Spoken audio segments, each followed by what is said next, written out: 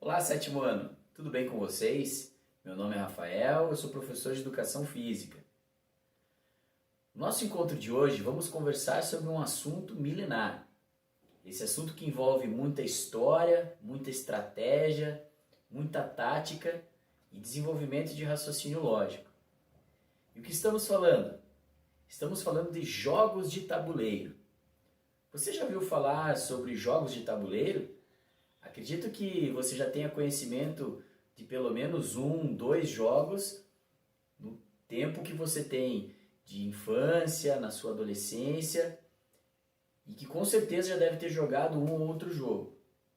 Mas você já parou para pensar quando foram criados esses jogos de tabuleiro? Há quanto tempo eles existem? E qual a importância deles na construção da nossa sociedade hoje? Sobre isso e outros assuntos, exemplificar algum deles, vamos falar hoje. Na sua história, os jogos de tabuleiro datam há mais de 3.000 anos o início da sua grande jornada na nossa sociedade. Em tumbas egípcias, há indícios de que há 3.000 anos atrás já existia o início de um tipo de jogo de tabuleiro, através dos desenhos rupestres.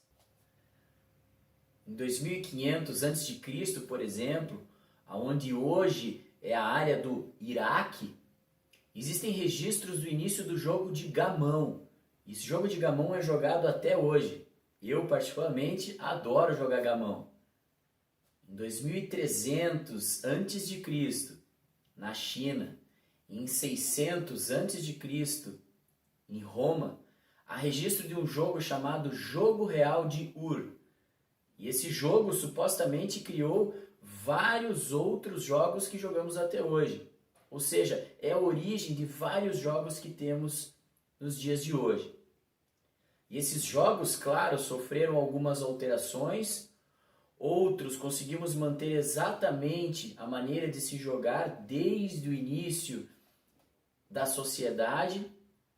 E eles têm uma importância muito grande na construção da nossa sociedade, na construção de valores, de ideias, do desenvolvimento de tecnologia, até mesmo no desenvolvimento de táticas e estratégias, pois muitos vieram de estratégias de guerra e de combate.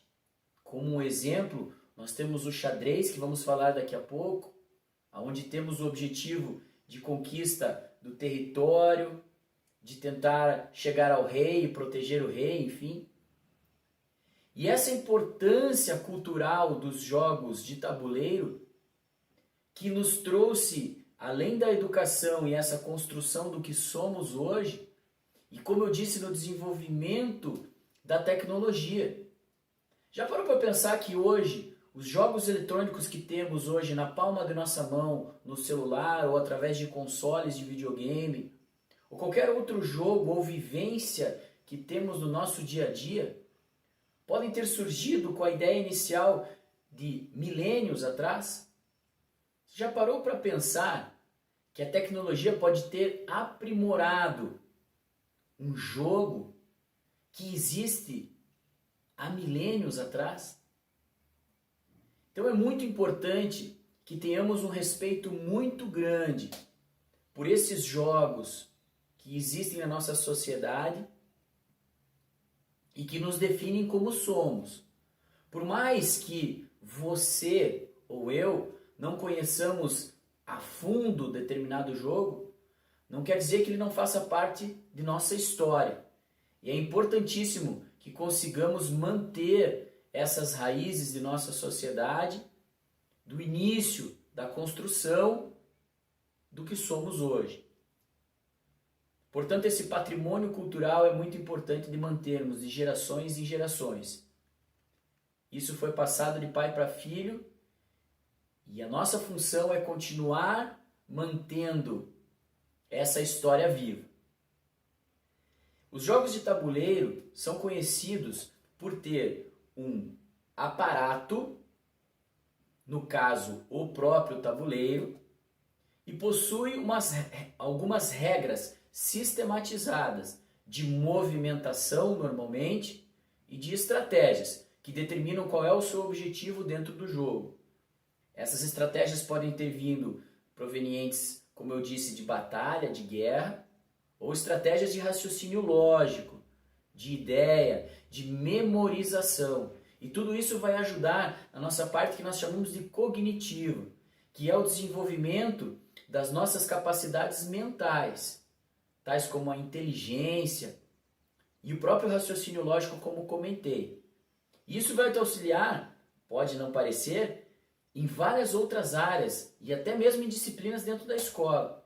O raciocínio lógico vai te ajudar muito num desenvolvimento, por exemplo, de um problema matemático e nos nossos problemas do dia a dia.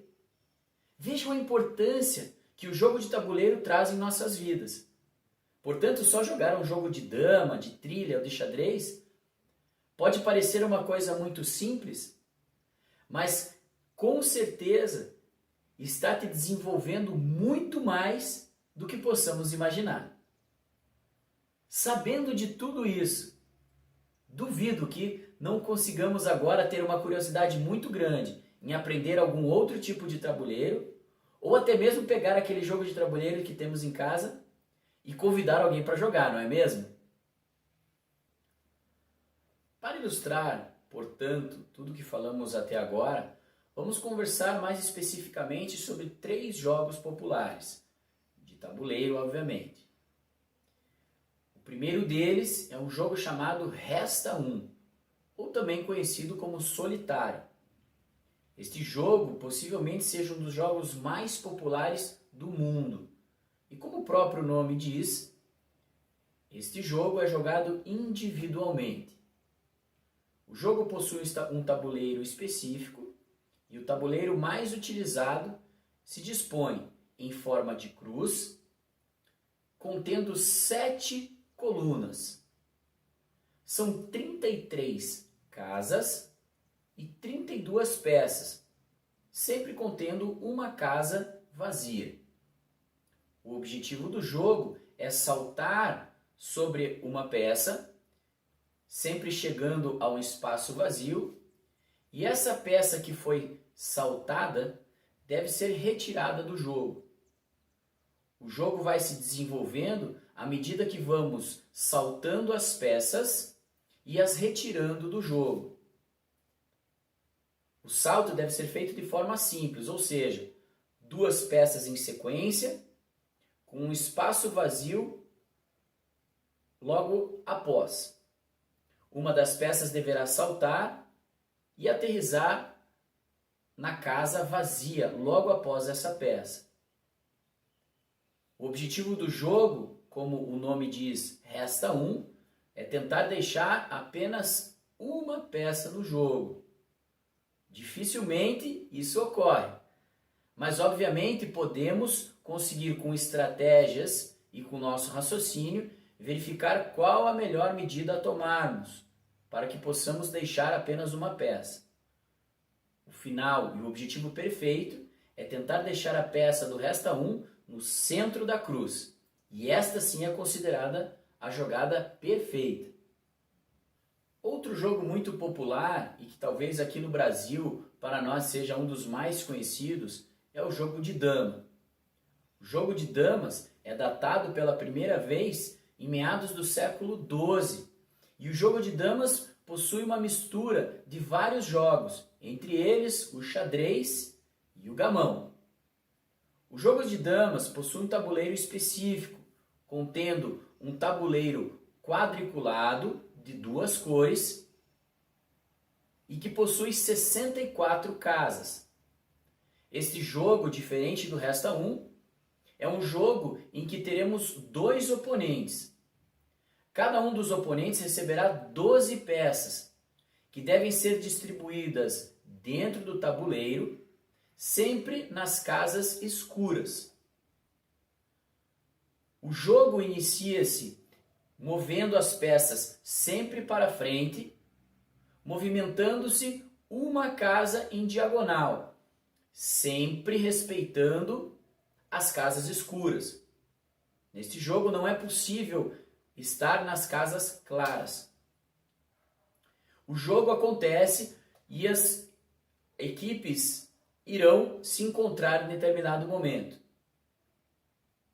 A partir desse momento é possível saltar por uma peça adversária. E se isso ocorre da mesma maneira como expliquei no Resta 1, essa peça do adversário será retirada do jogo. O objetivo é tentar retirar todas as peças do meu oponente.